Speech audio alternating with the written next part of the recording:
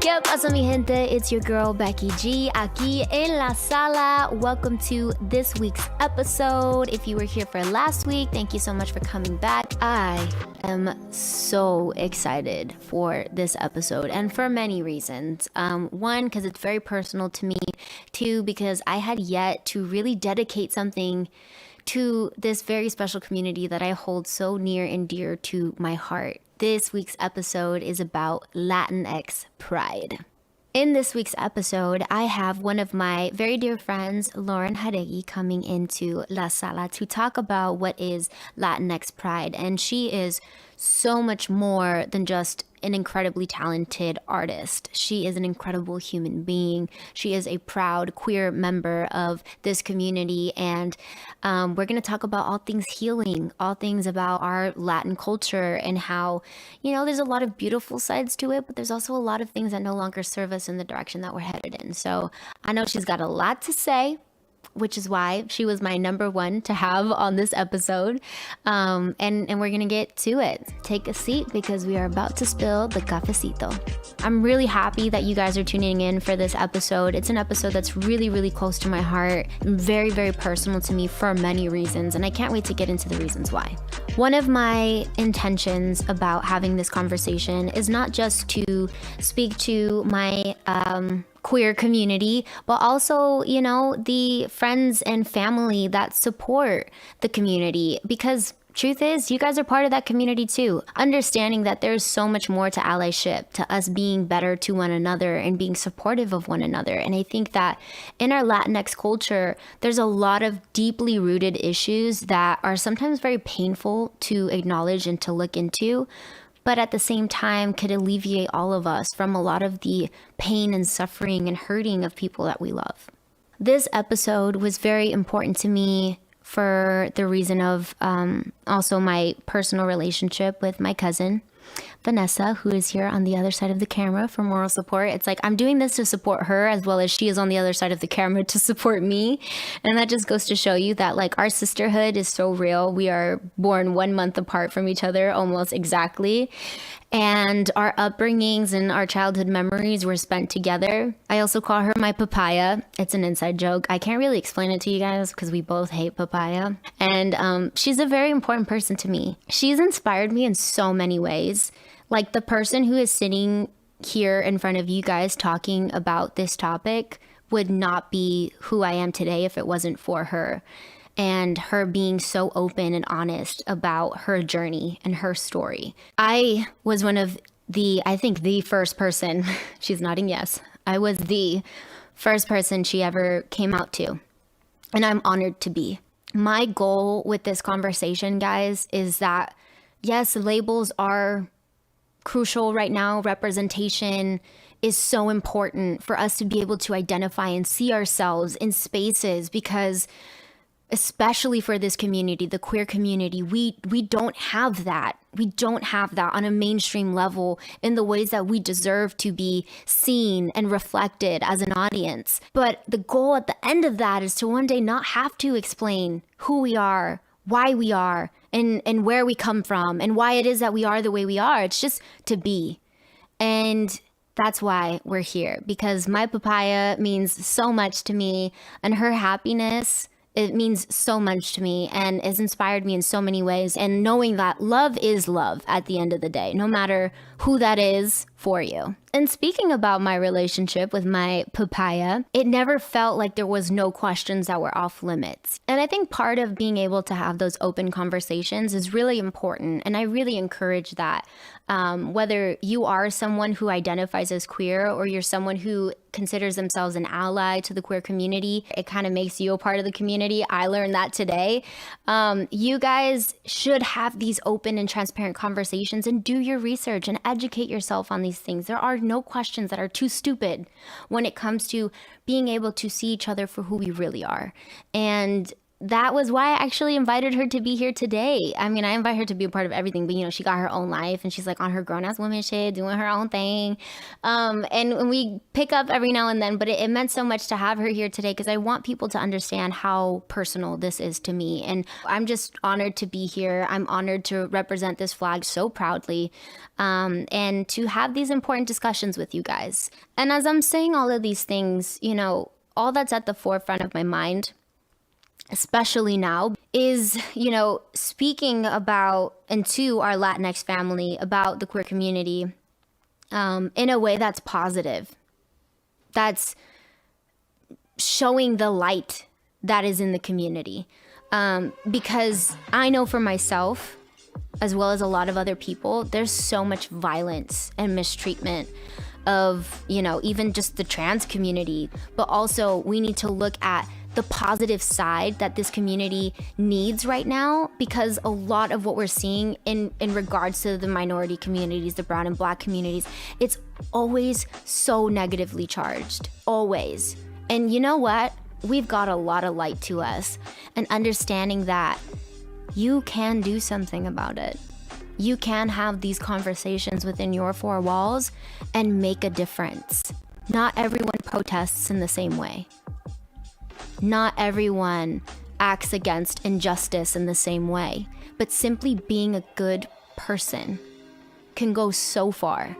So if you guys are not used to hearing these terms, if you guys are uncomfortable, like, look at it as a good thing. This is a really great start, and I hope that beyond this conversation that we are having, you and I, as well as the conversation that Lauren and I are going to be having with you guys, you can continue it. Okay, mi gente, aquí estamos with my girl. I want to call you, and I hope you're okay with this, my dragonfly sister, the Lauren Jauregui. Yes. Because we share. Of course, I'm okay with this. We share a very special connection with dragonflies. I will never forget the first time you and I really, really, really clicked. I feel like we always click from the very beginning. Yeah, like since we always met, had like a vibe. We always had a vibe. Real recognize real. For real. I'm always just like rooting for you, cheering for you, because we have that special bond. So you're in Miami. I know you've been like back and forth, LA and Miami. You were living in LA for a little bit. I actually thought you were in LA for some reason, because I think the last time we spoke, you were living here. But I'm assuming during the quarantine, you were like, I got to go back home. Right. So this is actually a really divine story. So I'm obviously born and raised in Miami. Not obviously, some of y'all listening probably don't know. No, I'm born and raised in Miami, and I moved to LA technically when we were formed as a group. And like LA was our home base because nobody lived in LA except for Dinah. So everybody else was from Texas or from Florida. So we had to find like a middle ground home base. And so we chose LA. And then my like adolescent mind associated LA with like, this is where music happens, right? Mm-hmm. So, which is not a total lie, but it also kind of, I learned in the past couple years as I've been on my own that music happens everywhere. Creativity happens anywhere, you know, and I feel most inspired by this place, like Miami right now and at the time. So I came back like end of last year to like record Lento and 50 Feet music videos. And I was just like with my family. I was here for a month. I was like, you know, able to see my friends and able to just be here for a minute instead of just like a stop off visit. And I was able to be like, damn, man, I really miss home. Like I miss being home. I miss being able to like go to my parents' house for dinner, and like, you know, my mom comes over after work now sometimes and we talk and hang out. Like, if I need my dog sit, like I call mommy and I'm like, hey mom, like, you want to watch Clee? And I can go out for the weekend. You know what I'm saying? Yeah. Like I don't have to rely on like my friends to do that. I feel that. Me. Yeah. Yeah. So I was like, damn, I should move. So this is November, December of last year. And then I was like, you know what? Fuck it. I had a lease that wasn't up until July in LA. And I was like, I'm going to look for an apartment. Por si acaso, let's see if I find one. In 2 weeks, bro, I found this apartment that I'm in right now. And I was like, I'm coming. So I came at the top of February, Fíjate. And then the pandemic hit, and I was like, boom, okay, God. March came. Okay. I mean, And, technically, dude. the pandemic started before we were all Exactly. aware of it. But That's what March, my intuition knew. it just knew I got to be home. I got to be close to my loved ones. I got to, I almost feel like, I mean, I'm just going to be, I was going to say, this time has been very, I guess the word is just like revealing, because it's not like anything really changed. These are all things that were like happening under the hood. It just, now this pandemic really revealed everything that I realized I needed in my life, which was just like a break, a moment of solidarity, to just learn to be alone, really connect with myself, with my family, and it be like, okay, I'm not just stopping by, you know, just to be here for the sake of being here, but like, this is my home. Has anything interesting happened during the cuarentena? Like that you've like had these like epiphanies of just like, oh, I'm actually gonna reevaluate my entire career, because I realize I can do it from anywhere. Girl, first of all, the parallel between you and I is just astonishing. But also, I think really relatable to other people who are watching right now, because I'm sure that they feel that parallel as well. Because if this year didn't hit you, here's how this year hit you. If you were conscious and self-aware, this year hit you in such a way where you had to buckle down and actually commit to your heart. You had to commit to who you really are. You had to commit to where your heart guides you. And that, like, intuitively, I felt that I needed to be in Miami. When I got here, I physically felt how much I needed to be in Miami. I have healed so much within myself that had been so broken because of 7 years of doing the whirlwind, bro. Like the vete pa acá, vete pa allá. You're home maybe 1 week of the year. You're maybe, you know, like sporadically, not even like a consecutive week. You feel me? So it's like that. And for what? To make the higher ups money consistently and consecutively. You know what I'm saying? Because at the end of the day, you barely even get a check from your own check. You feel me? Read your contracts, people. That's all I'm Read saying. your Read your contracts. Read your contracts. And don't just get the lawyers that don't do entertainment, because it never will, get a lawyer that doesn't do entertainment. Yeah, because it's different. It's so different, you know? And I think that especially, I mean, I don't know about you, but I come from a family who isn't, I don't want to say professional. They're fans of music. They love music, my family. Same. But they had never pursued it at the level that maybe we have gotten to. And it's scary. And they want to support us. But you did it grassroots. You did it from the bottom. I remember with my whole heart. Like, I remember your entire story. You started from zero, mama. You know what I'm saying? Thank Zero you. in Inglewood. Like, I got a Thank dream. you. And mom and dad were like, all right, baby girl, let's try it. Let's try it. I don't know how we're going to do it, but we're going to try. I remember doing X Factor on Thanksgiving Day. And this was when the group was being formed. You guys were already competing, and I was a new artist myself. Those interactions, they come very few, you know? Yes, and they're very rare. Very rare. And I'm just so thankful for that. I agree. And I totally reflect that with you, because like you said, it's really rare to come across real people in this industry. Because also, like you said, that time that we came up, and for those of you who don't know my story, I also came from just like zero connections in the music industry. I auditioned for X Factor at a cattle call audition with 10,000 people in North Carolina to try to pursue my dream. My dad took me to teach me a lesson about how hard it is to get into the industry. And I did it by faith, and because I knew my grandma was watching and I knew she wanted me to do it, which is the whole point of the Dragonfly too. That's the grandma that guided me, right? So when I got put into that girl group, into Fifth Harmony, I was just like, whoa. I was just, that was 0% the trajectory that I had envisioned for myself, like completely opuesto to what I thought my journey was going to be. And for a long time, that having to fulfill a character role, having to show up as a part of an entity that wasn't even an entity that had my same identity in any way, you know, was really interesting. But then also it was cool because we all got a chance to show up individually, because that's kind of the whole thing about a girl group, is like you have to all not be alike. Everyone has to be distinctly themselves, quote unquote. But we were 16, 17, 18, 19-year-olds, man. Who the fuck knows themselves at that age? And it was the beginning of the transition into your fans being as involved as they are, at such an intimate social media level, because that was like 2012, you know what I mean? It's 2011, 2012, when Instagram was really starting up, when Twitter was really starting up. I had never taken a fucking selfie in my life, you know what I'm saying? The first selfie I took was for my fans when I was on X Factor, you know what I'm saying? So like, just that whole change in mentality and that whole shift of perspective. So it's one of those things where, of course, you lose yourself as a person. Of course, you can't be real all the time, because you have to protect yourself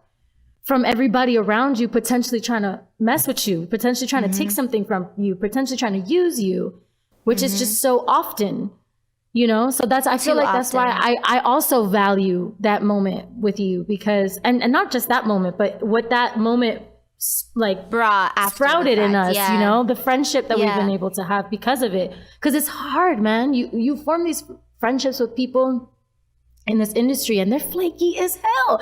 Y'all be texting, DMing, posting each other's stuff, and then y'all see each other in person and they don't even make eye contact. And they don't say hi.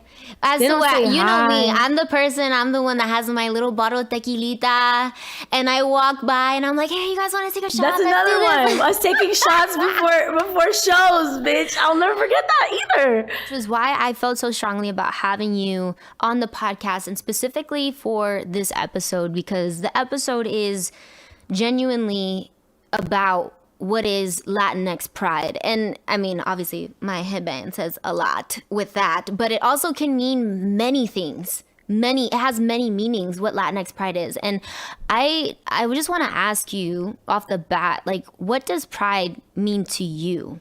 If I'm taking the word pride, not as trying to apply it to my queer identity, pride really doesn't mean a lot to me, because pride is usually stuff that holds us back from being our full expressive selves, because we're trying to be something, you know, and we're trying to uphold a certain ego view that we think we are. So outside of that, that doesn't really have a lot of meaning to me. But when we're talking about pride in queer spaces, I think that it is a way, it's a way that the queer community has created space for ourselves in a very binary, very heteronormative world.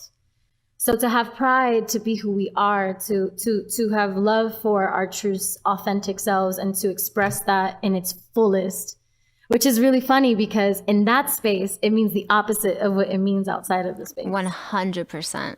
So it's kind of like taking that and flipping it and just being proud of, like, actual proud, like, instead of pride. Being proud of who we are. And I'm so happy you brought that up, because that's so true. That's something that I always, in any conversation, no matter who I'm talking to, whether it's my own father, my own partner, my mom, I always tell them, don't let your pride get in the way.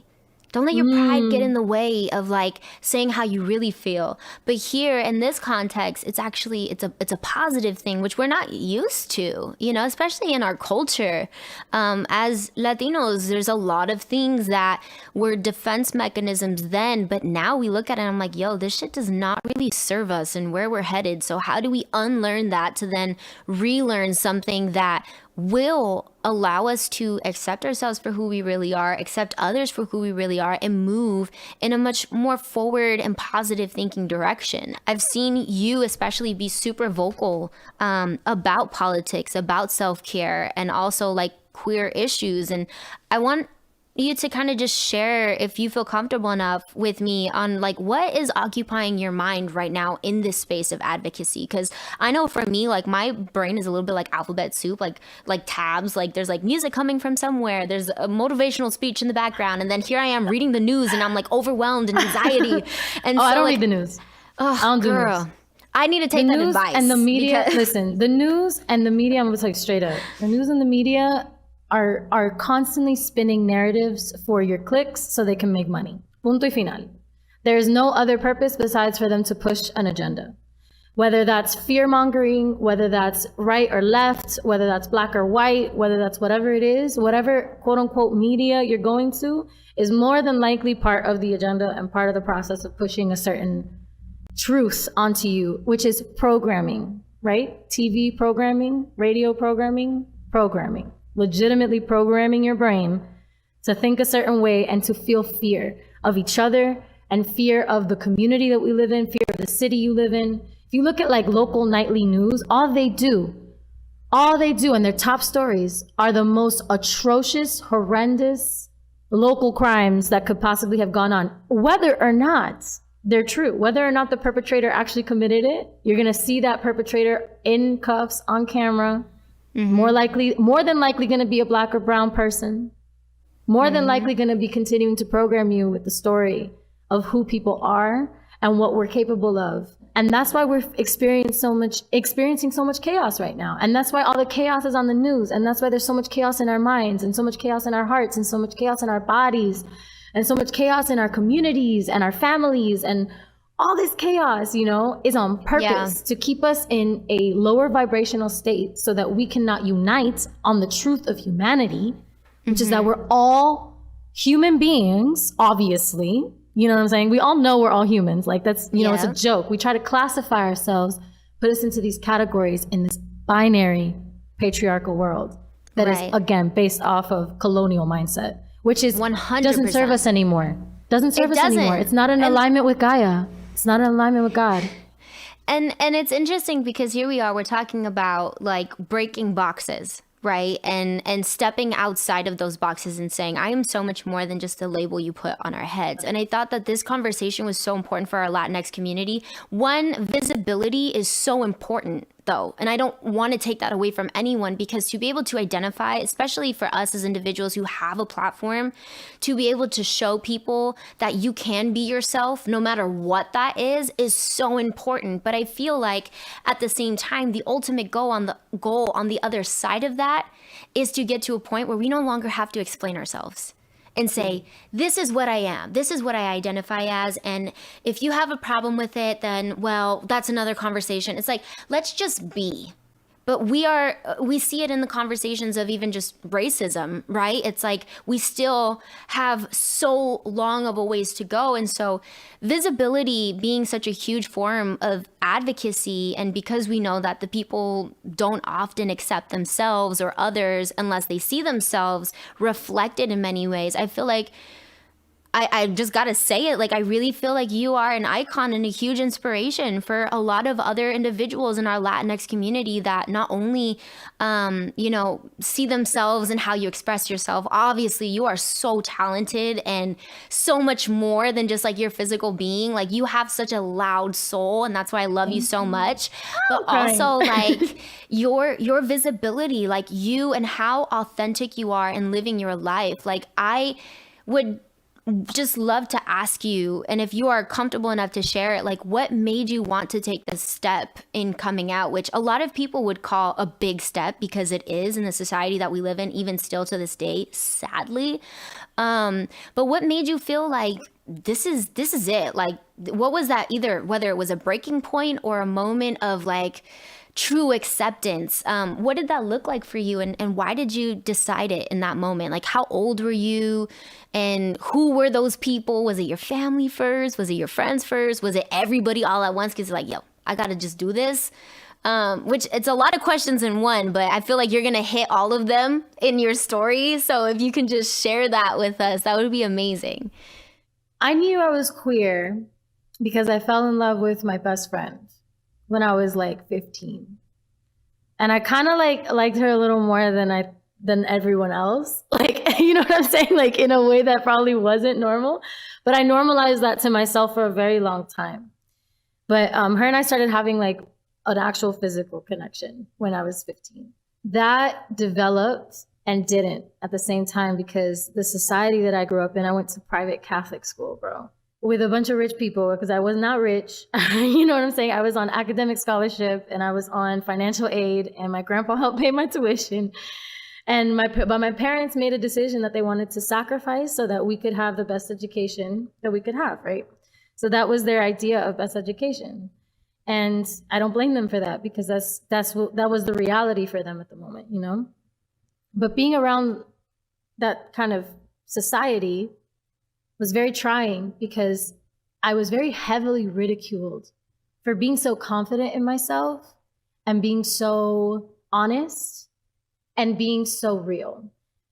People didn't like that at all. And I didn't realize that not everyone was like me. So I really thought that it was a problem with me for a long time. I really thought that I was just super fucked up, that I was really weird, and that, you know, I needed to suppress who I was. And then like, even just on a vanity level, like Latinx moms, I think can, you know, a lot of girls can relate to the fact that like a lot of who we are is defined by our physical beauty in our culture. Yes. Especially mujeres, like your body and how you look, and the when length your of your boobs came hair, in, and the length of your hair. Anytime I've told my mom I want a pixie cut, she's like, no.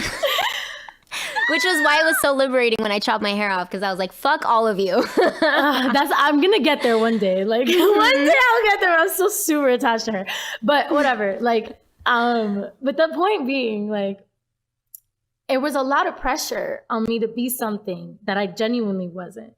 And so I try really hard to fit in. And part of trying really hard was 100% suppressing any notion of I'm actually gay, or I'm actually queer, I'm actually bisexual, right? That was like not even an option in my mind. I was like, I hook up with my friends sometimes, it's fun, you know, it's just cute. Like everybody likes girls to make out, super like hetero boys like this lens, you know, because that's also what society accepts. So you're like, you feel less guilty. Yeah, and that's what you see in porn. Yeah, and that's what you see in porn. That's a whole other. Hold on, that's a whole other conversation. Right. Thank you. But I didn't have sex education growing up at all, because I went to a private Catholic school. Because it was taboo. Yeah, it was taboo. It got canceled. I never learned about my body. I never learned about sex. Everything that I knew about that, thank God my mom and dad talked to me about things, and everything else was learned through porn. You know what I'm saying?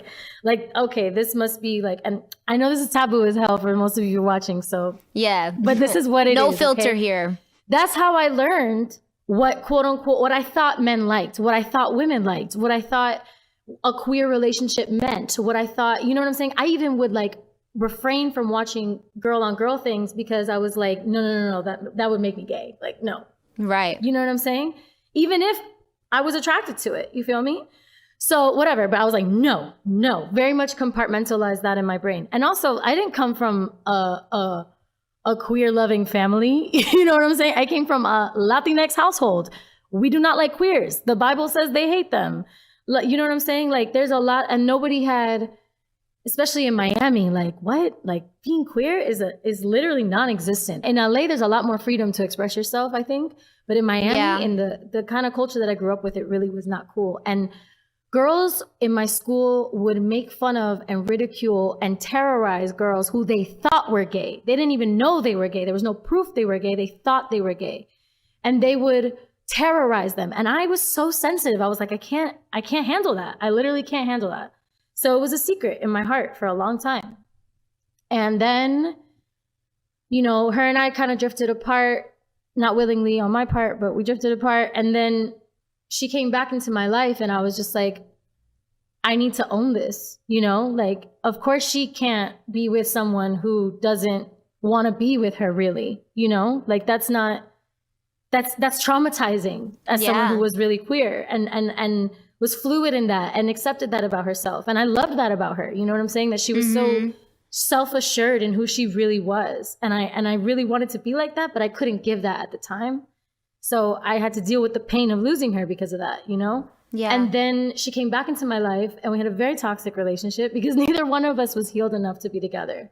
But we loved each other so much. You know what I'm saying?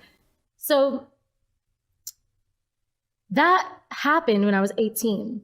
She came back into my life when I was 18. I was on tour, and I was in my room in a hotel somewhere, and she called me, and I hadn't heard from her in months, years. And I was like, oh my God. And so we talked, and then I was like so desesperada to have been with her that I didn't even give her time or me time to even know if this was what I wanted or what she wanted. But I was like, no, now we're going to be together, right? We're in it. So exactly. So I went all in and was just like, we're going to be in this relationship. And I remember my mom being like, you know what I'm saying? Like, she knew, but she also again, there was a lot of toxicity between this girl and I. This was not a healthy relationship. This was not anything that she was looking out for you as your mom. Exactly. Yeah. This is not something to romanticize what I went through, but also it was my story. It's how I got to where I am now and where I'm still going, because I'm still not 100% comfortable with being myself. and that, you know, the layperson wouldn't know that. Someone watching me wouldn't know that. But it's just about how you feel in your own body sometimes in this society that is so judgmental, that is so harsh, that is so mean to people for just fucking being themselves. Literally just for being themselves. Like, that's it. Because you have your agenda about what you want for you or your son or your daughter, or because you think it's wrong, and God says in that same Bible that he apparently, you know, hates gays. He also says that he's the only one that can judge, right? Yeah. Right. But so we take it upon ourselves still to this day to be violent to each other, verbally, physically, emotionally violent to people who do not look, who do not act, who do not speak, who do not present the way that we do, or the way we were all programmed was the only way to exist. Which is, by the way, as 200 years old, maybe 400 years old, maybe 1,000 years old, maybe. You know how long Earth has been around? You know how long humans have been around? You know how many histories we've erased this truth that we have to just keep regurgitating every time that people will be like, oh, this is a new thing. This is not an agenda. This is not anybody trying to push anything. This is people finally feeling like they want to be who they really are in their hearts. And they don't want to have to subscribe to bullshit. And so before that was a thing, though, I was 18 and absolutely not trying to come out to the public. I absolutely didn't want, you know, people thought, and this is going to be another controversial acknowledgement, but whatever. People thought Camila and I were like into each other. And that made me so uncomfortable, like disgustingly uncomfortable, because I was queer, but she was not. And it made me feel like a predator, essentially, because it's invasive. It made me feel like a predator because of the type of clips people would put together and the type of stories people would write and the type of stuff. I was always the aggressor, and I was always the one turning her, and I was always the one who was like the masculine energy in the scenario. And it made me very uncomfortable because that's not how I identify. And that's not to say that that's wrong to identify like that. Like, daddy, get your shit. You know what I mean? Like, do your thing. But I did not identify that way. And I also did not have that connection with her. Camila and I were just very good friends at that time. You know what I'm saying? And we respected each other. When each other would talk, we would look at each other. We had love for each other, like genuine friendship. You know what I'm saying? And in the Latinx culture, I don't know about you, but growing up, I was very affectionate with all of my friends. I was very, we would tell each other shit that, yeah, maybe you would think we were gay if you were listening over. Yes. But we weren't, you know what I'm saying? And that wasn't the interaction. So that actually made me so uncomfortable to the point where I to this day, hyperanalyze every connection that I have with a girl, because I don't want to make them feel like I'm looking at them that way, because they're to this day convinced that that was real. You know what I'm saying? And I can't do anything to change it, because even when I talk about it, and I don't talk about it because I've learned to just ignore it, because it was just so traumatizing for me. You know what I'm saying? That it was like, I just chose to ignore it at a certain point, because getting angry to them would mean that it was real and validate it more for them. So I was like, okay, then I can't get angry or defend myself, apparently, because then that just makes it more real. Like, it really fucked with my head, because I was just like, I wasn't even comfortable with telling my parents about it. You know what I'm saying? Like, I wasn't even comfortable telling myself that I was queer, you know? And I didn't see Camila that way. So it just made me uncomfortable that I could potentially be putting off that kind of vibe onto someone who I wasn't trying to do that with. You feel me? Yeah. Because that made me, like, again, it made me feel like a predator. To this day, I have an issue with that because of it. Yeah. Like, I have an issue flirting with girls because I'm like, I don't want them to think that I'm trying to, you know what I'm saying? Invade or like anything like that. So anyway, punto y aparte, I was very uncomfortable, and I absolutely didn't want to come out, because I was like, they're going to confirm that rumor, and then it's just going to go in whole nother directions, and, you know, it's going to get worse, right?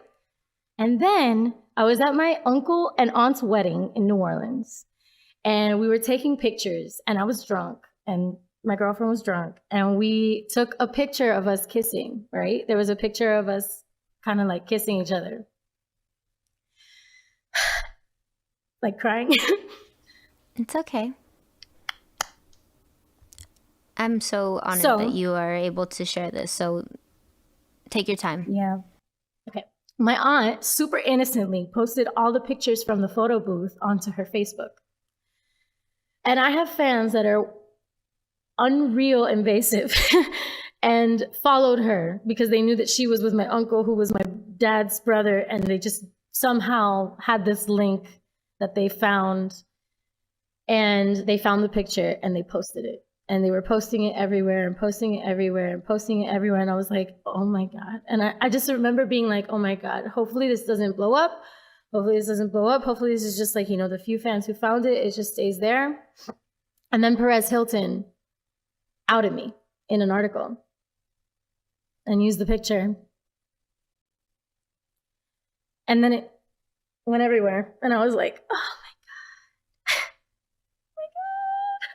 I have like my uncles texting me like, what is going on? Like, what is this? Like, you know, I have people just being like, what? Like, are you guys together? Like, or, you know what I'm saying? But like the people in my life already knew, like my parents knew, and they accepted me.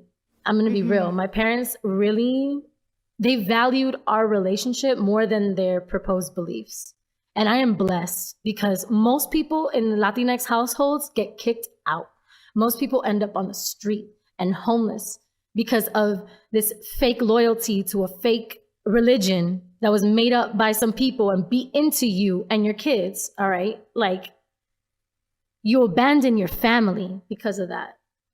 Anything that makes you abandon your family is not related to God.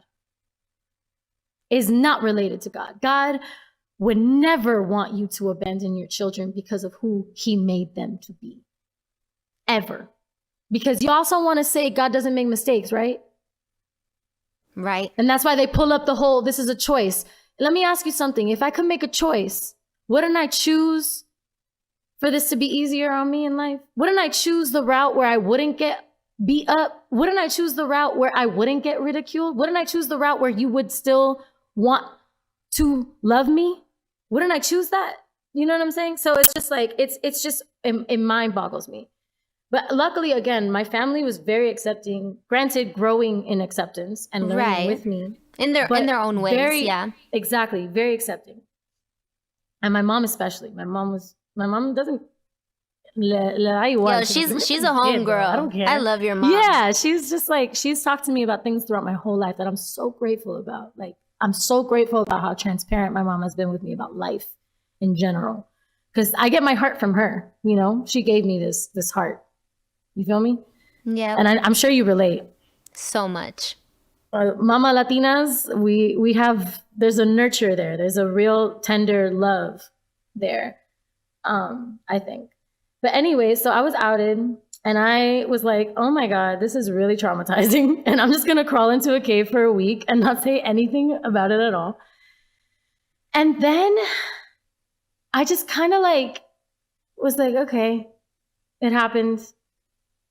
People know. What am I going to do? And then I wrote that letter to Trump and his supporters for Billboard. And that's where I came out, like with my self, as myself, like I'm owning this and this is who I am. And this is why I feel scared for me and my community right now, because the rhetoric going on right now is just alarming, really alarming. And so that's why I felt called to write that. And it was a rant in my notes, by the way. It wasn't supposed to be, I didn't like write an op-ed for Billboard, you feel me? Like Billboard didn't reach out to me and like, tell us your thoughts. It was really my truth. You're like, yo, I need to, this, my heart tells me, the heart that my mom gave me tells me that this is what I got to do. This is me living I gotta in just my own truth. This. I had to just own it. And then I did. And then again, that relationship was not healthy for either one of us. We were both very broken, toxic people at the time. I don't know where she is at in life. I know where I'm at in life. And I wish her love and forgiveness and acceptance and apology and everything for what we went through with each other. But she was the person that made me realize who I really was, you know, and what I really connect with in this life. And that is all souls.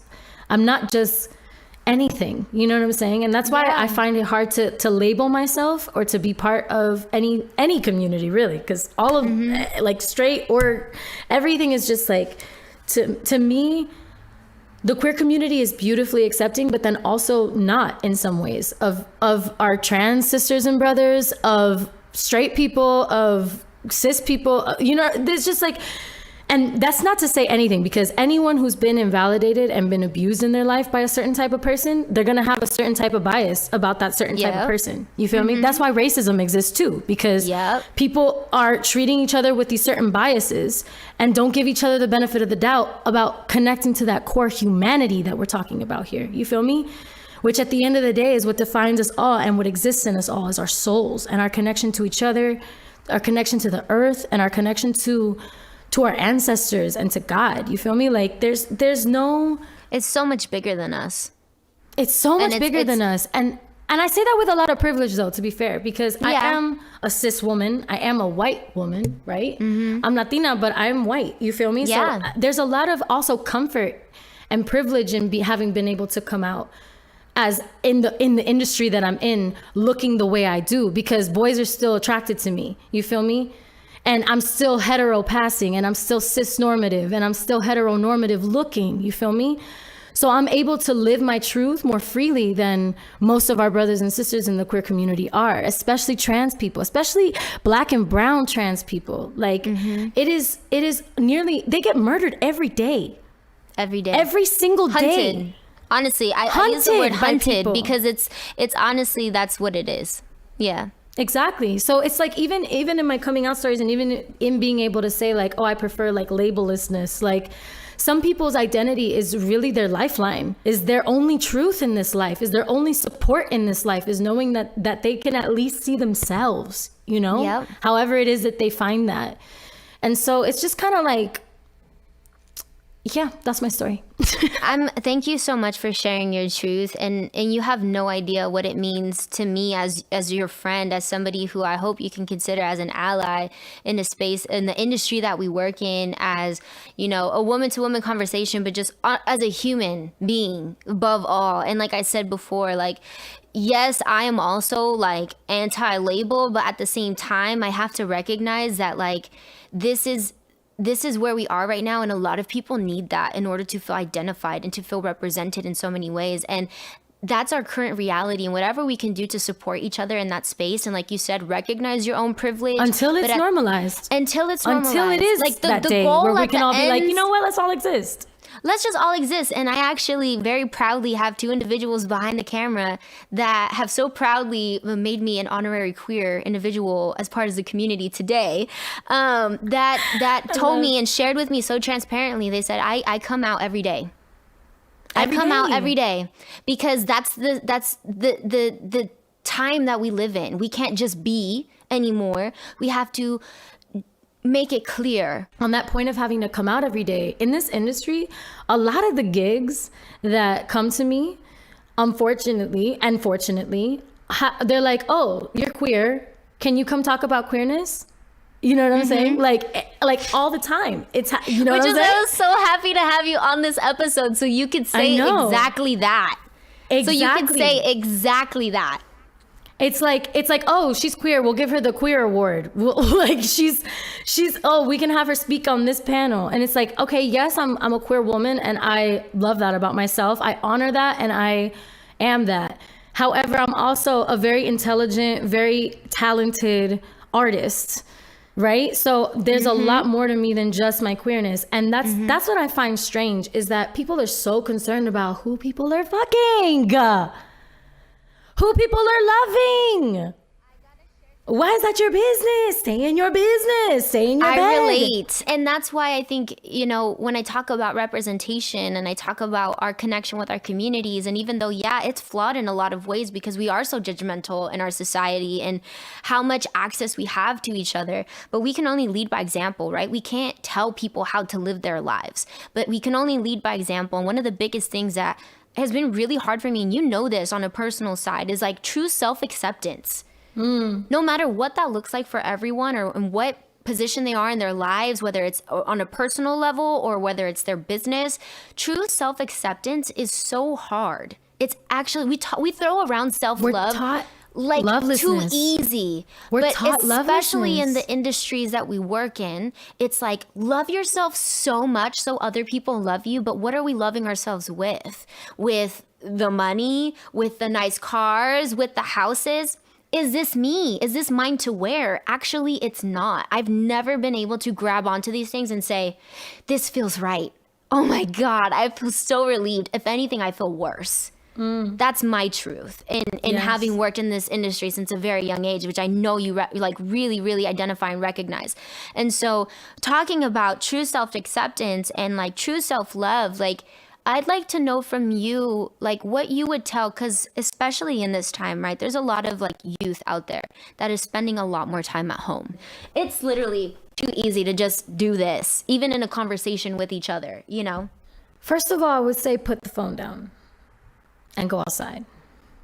Take your shoes off, go for a bike ride, plant yourself on the earth and breathe into that and be present in that moment. Try not to think about other things when you're doing that. And just stay there for a few breaths. Even if that's as long as you can last, is just 3 breaths, do 3 breaths. But if you can last longer, do it for longer. Stay outside. I also think writing down your feelings is a huge help, because it helps you, it takes the chaos that's happening in here that you keep repeating to yourself in the thoughts, and it puts it onto paper so you can read it to yourself and you can see if it's really how you're feeling, or you can see what parts resonate with truth and what parts don't. Because unfortunately, dude, our kids right now, like the youth, are growing up in a very desensitized space online. They're not growing up IRL. They're growing up online. If they have access to phones. And if they don't have access to phones,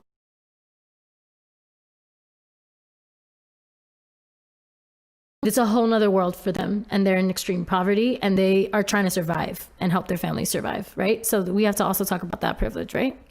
So you have kids who are looking at celebrities, looking to celebrities for their information on what's cool, their information on what looks good, what's beautiful, what body is acceptable.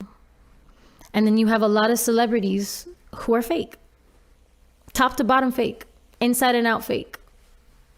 Fake. And that's not to say you can't be. Do what you gotta do. Do what makes you confident. Do you, boo-boo? Do you. I'm with that. And am I lying and saying I'm never gonna do anything to my face? Girl, when I start getting older, I might do a little something to my face. You know what I mean? Why to make not? sure she's, you know, I'm not gonna lie, but I'm also not gonna lie. You feel me? I'm not gonna pretend like this is what I look like. I'm not gonna pretend like not God gave me this. I'm not gonna pretend like all this money came from nowhere. Like all I do is spend money on cars and jewelry, when I know that I have a bank account that's a savings account, when I know that I'm investing, when I know that I'm, you know what I'm saying? Yeah. It's about the information that we're giving. And granted, I do not think that it's celebrities' responsibility to be educating the public or the youth on who they need to be. I think that our society has placed way too much importance on what the fuck celebrities are saying. I consider myself an artist. I'm a celebrity because I am alive in celebrity culture. People are obsessed with celebrities. People are obsessed with fame. People are obsessed with notoriety, what they think is making it, what looks like success. And very few understand what that is, what that means, or what it does to a person. And most of these people who are in our industry, they hate themselves. They don't even know themselves. They'll be posting all day long how hot they are, but they don't know themselves. And so the kids are picking that up. And the kids don't know themselves. And the kids want to look like the Facetune filters that everybody's using. And the kids want to be pretty, and the kids want to be accepted, and the kids want to be rich and wear the designer stuff and wear the name brand shit. And then when they can't afford it, they hate themselves. Too much, to the They point hate where themselves. it causes, and that's the whole mental health aspect and that's to it. this. Yeah. It's the lack of love. If I were to give you advice, baby, if you're listening to this, find your love for yourself outside of the internet. Look within, whatever that means to you. But what's helped me the most in getting into contact with who I really am is healing my inner child. Going back to, how did I feel when I was a kid, when I was my happiest? What was I doing? Who was I around? What was I talking about? What was it that sparked my passion? What was it that made me like without even thinking about it, without thinking about what other people thought. I just wanted to do that. And it's always been art for me. I've always expressed through art. I've danced, I sing, I paint, I speak, I write. And that's what I do. When I'm not active and when I'm not outside and when I'm not in the sun, my mental health goes to garbage, completely leaves me because I'm not connected with my true essence. I'm not doing what I really love to do. Like, I got myself a bike. I got myself rollerblades. I've been going rollerblading. I've been going on bike rides. I've been going on walks. You know, you don't have to, exercise doesn't have to mean like you're killing your body until you sweat enough and you burn enough calories that you ate earlier in the day. Like, yeah, really changing that relationship with my body, myself, and my mind. Like, focusing on what is it that's holding me back? Where are my blocks? Reiki helps a lot. Meditation helps a lot. I've seen you, like, you know, obviously you're very passionate about your attunement, and I've seen you do your attunement IG live since the beginning of COVID, really. And I remember writing to you and being like, yo, this is speaking to me in ways that I didn't even realize that I needed as someone who was experiencing, like I said, what we're all experiencing in different ways. And I want to know, like, was that something that you intentionally, like, did as a decision, or was it just like something you stumbled upon and you were like, yo, I can share this with my fans because I'm doing this already? Yeah, I mean, I talk about life with my friends and my family and anyone that's around me. Really, I'm constantly on this podcast shit. You know what I mean? Like, I'm constantly talking about the truth. What's going on? Why aren't we looking at the truth? We need to shift our perspective, right? So when everything was going down, I felt like I've always had a streamlined communication with my fans about the truth and what I'm seeing, what I'm experiencing. And I'm also very adamant about telling them, don't trust me. Go research. Go look this shit up yourself. What I feel like my role is as a celebrity, as someone who people listen to, let's just put it like that. For whatever reason, whether I deserve it or not, God can only decide, right? But I know that they do. So for me, my responsibility is to help streamline what I feel is truth. Because I don't just know truth, I feel truth. You get me? It's like a vibration in my body that if something's not right, if something doesn't feel like it's authentic, I feel that immediately in my body, you know? And I've become more in tune with that. And so attunement is about tuning yourself up to the higher vibrational frequency that we all need to level up to in order to move forward in this timeline that we're in the earth parallel. You know what I mean? Like, and this is like, we're in a rut, and the conversations are in a rut, and it's the same tired ass argument about the same shit, and we're like, oh, it's just coming to our attention. It's like, no, baby, decade after decade after decade after decade, dude, revolutionary poets, artists, writers, authors, you know, we've been talking about this shit. Yeah, there's a reason why we can read something from ages ago and it still resonates. And why, like, now on Netflix there's a show called La Révolution, which is about the French Revolution. I don't know if it's 100% accurate, of course not, but like, it just, you see the thematics, the themes that are underlying in the story, and it's the same bullshit. It's the same bullshit. You feel me? It's just like, I'm tired of saying the same bullshit. I want to have more conscious conversations. I want to create spaces for people who are already self-aware to grow more into their self-awareness. Because I believe that what's actually going to heal this planet is not any politician, is not any motherfucker who wants to make money off of existence and profit off of death and justify that for a camera. And none of those people who have that kind of mentality are going to help us or save the people who really need the saving, right? And the only thing that's gonna wake us up is coming back to our true selves, coming back to our essence, waking up who we really are and living that truth and creating our lives around that truth and manifesting our true destiny through our alignment with our purpose, through our attunement with our purpose. And so I think that that's gonna take controversial conversations, and it's going to take putting things into new perspectives for people that I see very easily.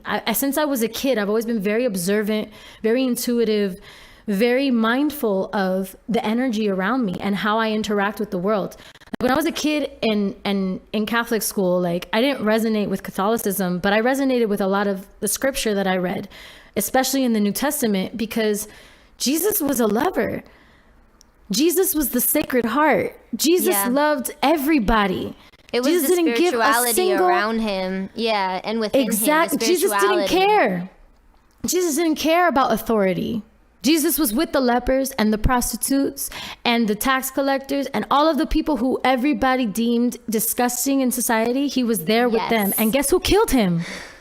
The Pharisees, the church, the state. They killed him. The most holy of the most holy. And that's exactly, it's something Those actually are the people I was speaking about with my own parents, and like talking about, because, you know, we all experience our darkness in our own ways, and especially now more than ever in this time, and what my family, we've gone through and continue to go through, and what we try to learn from our own pasts is exactly that. And I shared that with my parents. I said, you know, Jesus did not spend his time with the holy.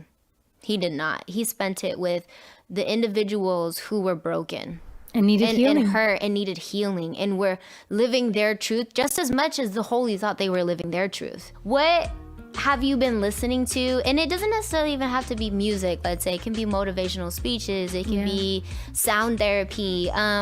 What do you listen to kind of like decompress and kind of recharge your batteries to face a new day? Because let's be honest, every day I don't know what I'm gonna get. So I have to make sure that I take my moment I call it my moment to myself every morning. And I just be, and it could be meditation, it could be music, a certain song that really gets me going and gets me happy. What is that for you? What music or what person do you listen to kind of recharge that battery? So when I need to recharge, I honestly lately have only really been listening to meditative music, like music that's sound bowl oriented, so different frequencies unblocking different chakras for me. And I just have that playing all the time, because even though I love lyrics, like that's my essence, like I'm a writer, I am a lyricist, like I love, and I'm a poet, like I love writing. Sometimes when I'm listening to music with words, I just don't feel inspired by what anyone's really saying. Like there's a lot of, like, the people that I listen to Janae, I listen to SZA, I listen to Kehlani, I listen to Summer Walker, and like Jasmine Sullivan, and like Erykah Badu. And I listen to like conscious Black women, really. Like that's really like who I'm listening to for the most part. When I'm listening, and like Amy Winehouse, I like to listen to people who are telling their truth through their art. That's the only time I really feel like resonance with what I'm listening to. And there's a lot more to that list, like don't get me wrong, but like those are the few that, just like when I'm listening to songs with words, like those are the people I gravitate towards the most. And when I'm listening to just music to calm myself, it's always sound bowls, or I have my own sound bowls that I'll be playing throughout the day as well, just to like ground myself. And then definitely meditation, definitely prayer for me is so important, dude. Praying, asking for forgiveness, saying thank you, being grateful, aligning my frequency with gratitude instead of scarcity every morning. Because when we wake up in the morning and we're living in this world and we're being bombarded by all this shit all the time of lack and fear and scarcity, it's really easy to fall right back into that mentality. But one thing I've really learned during this pandemic, like really like a huge lesson for me, has been to not allow my frequency to be affected by others' frequencies. For my frequency to be so powerful and so locked in and so me that I don't elevate, no me subo. You know what I mean? Like, you can't piss me off because I'm not pissed. Yeah. That's not my vibe. You know, I'm a chill ass bitch. It's not mine. It's not mine to wear. I feel you on that 100%. Thank you for sharing like what that is for you and how you have your sound bowls. I haven't done sound therapy before, but I'm very intrigued by it. Becky, it's gonna change your life. I know. Like, I'm gonna send you I've some. heard I'm of gonna like send you the a playlist. frequencies and stuff, but like I'm gonna send you a playlist. Please do so, and I'm sure like the fans would be dying to know what that is, because I've seen it do wonders on so many, and changed my life. Really talk about how exactly what you just said, it changed their life. Unblocked my throat chakra, unblocked my third eye, unblocked my heart. The amount of healing that pours out of you after you actually get in touch with those energy centers inside of you and give them some love and give them some attention and give them I some started already with my little cristales and everything. You know, I try my own ways, but I guess maybe that's the next step that I need to take. I got you, girl. I will help you through it. Yeah, send me the playlist. I got you. Okay, before you go, I know this has been like a very in-depth conversation, but to leave on a light note, on a maybe funny note, maybe if it's a funny story, I do this thing on the podcast called Mala Santa. So if you want to share, or if you can think of like a Mala Santa story, it could be recent, it could be something from forever ago, on when you were either a Mala or a Santa. Either when I was a Mala or a Santa. I call myself the Mala Santa because I feel like I'm an angel who can duality. be bad sometimes. Yes, I in embrace your duality, my duality. like a human. You're human. Yes. I think I'm gonna tell you a little Mala story. So I first drank for the first time when I was 15. And I was at a party, and my friend's birthday party, she had a lot of money, and she had like a guest house that was operating as like the bar, and their DJ Laz was there. There was a friggin' tent. It was a Halloween party. It was a lot. And I got schwasty. I had never been schwasty before.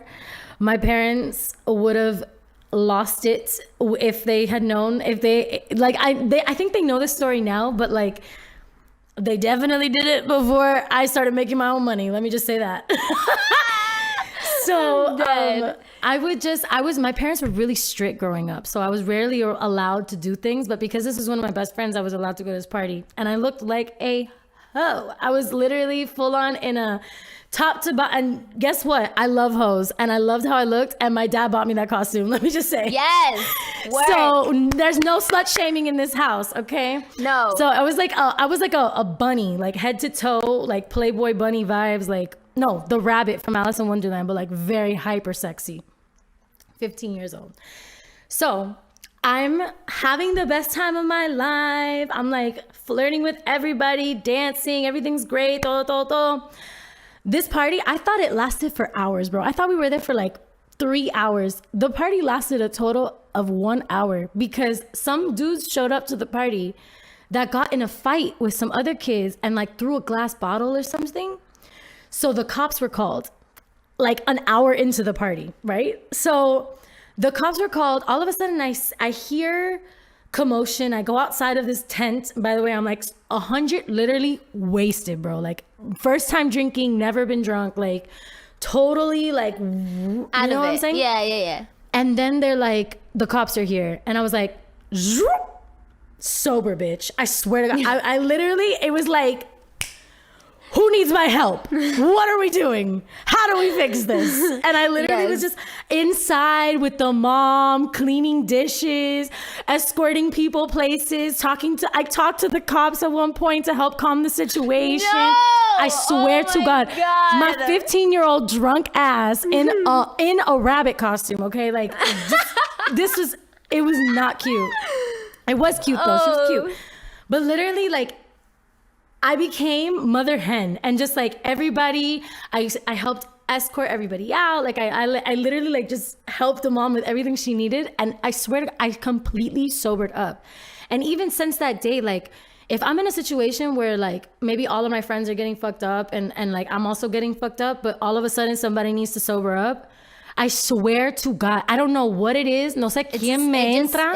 Maybe it's an ancestor that possesses my body or something, or like what?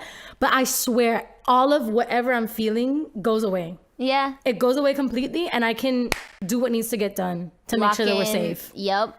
I will never be that friend that leaves you at a club because I'm too drunk and leaves with somebody else and leaves you alone. I'll never be that. I'm tracking my friends the whole time we're out. I'm like, where is this bitch? Where'd she go? Grab her. She's with some weirdo. Grab her. Like, you know what I'm saying? Like, Even if I'm drunk. I feel you. Even if I'm drunk. Yeah, no, well, that's why I was going to say this doesn't really sound like a mala story to me. This sounds more of like, even when you think you're being mala, you are more santa than you are mala. Like, we can do mala things, but our hearts, our essence is our santa. essence is santa. That's why we are Dragonfly sisters, because we are very much so Parallel, the same. baby. Parallel. Parallels. That maternal instinct comes out, and we just say, tenemos que cuidar todos. That's how we are. Everybody, no matter who you are, where you come from, you good? I'm good. I'm good? You good? Okay, we got it.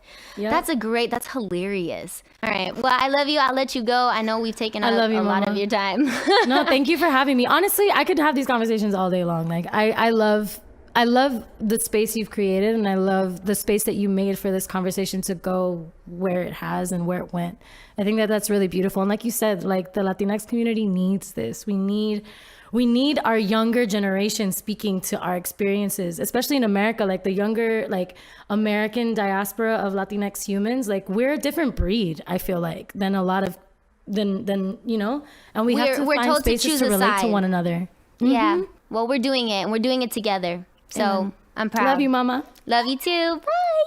Bye. Woo. Oh my God. It is so impossible to have a conversation with Lauren and it not be of substance and depth and layers. And yeah, she always, honestly, she leaves me with so many seeds planted in my brain. Like, days after a conversation, I will be calling her and texting her and being like, remember when you said XYZ? Yeah, I thought about that. And the way I resonated with it now is XYZ. And so that's like, those are the kinds of people you want in your life. You need a Lauren in your life who will literally make you think bigger, make you think harder. And I'm just so thankful to have that friendship. And I guess we got to wrap this up. I mean, man, it's been a good conversation. And as we do, and every En La Sala episode, it's with our dedication to the culture. Because if we're going to talk about the culture, we got to give back to the culture. So I'm very, very, very proud to dedicate this episode of En La Sala to the organization called Latino Equality Alliance. And the mission of Latino Equality Alliance, LEA, is a project of community partners to advocate for equity, safety, and wellness of the Latinx, lesbian, gay, bisexual, transgender, queer plus community.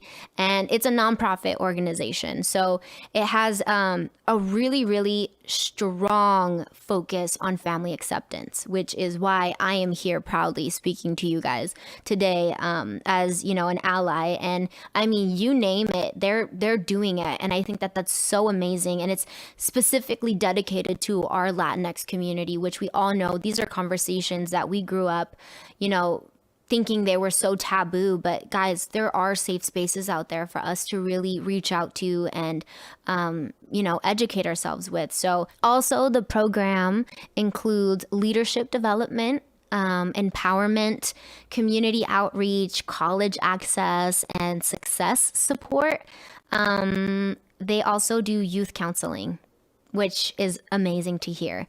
And if you guys want to contribute or do more research on the LEA, you guys can go to latinoequalityalliance.org. All right, mi gente, thank you so much for stopping by La Sala. I also want to give a special thanks to my guests for joining me today. And you can follow me at I am Becky G for your thoughts, questions, and comments. Or you can also go to the En La Sala podcast Instagram account, and you can also leave your comments there. We are here every week, so you guys can like, follow, and subscribe to Amazon Music to join the party aquí en La Sala. The mission of